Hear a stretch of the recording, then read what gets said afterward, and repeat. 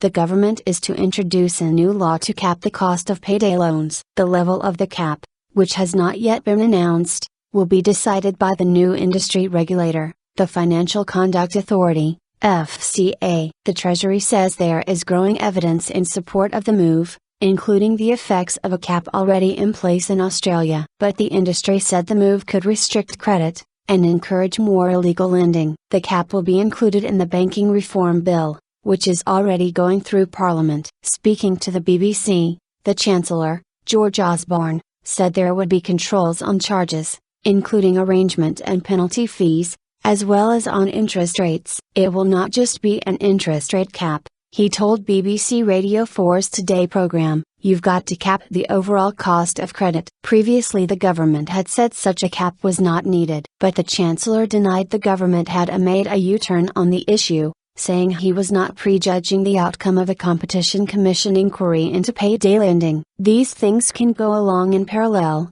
he said. Some payday lenders have been criticized for charging more than 5,000% annual interest, though the lenders say these loans are meant to be short-term, so the annual rate can make charges appear worse than they are. Duty on regulator. Australia has an interest rate limit of 4% per month, after a maximum upfront fee of 20%. The FCA has already been given the power to cap the costs of payday loans. But under the new law, the FCA will now have a duty to go ahead and introduce price controls. Now the regulator will go away and decide what is the best form of cap, said Mr. Osborne. The FCA has also proposed a series of measures to clamp down on the industry, including limiting loan rollovers to just 2, and restricting the use of continuous payment authorities, CPAs. But the Consumer Finance Association, CFA, which represents some of the payday lending firms, was skeptical about whether price controls would work in consumers' interests. It said the move could encourage more illegal lending. Research from other countries where a cap has been introduced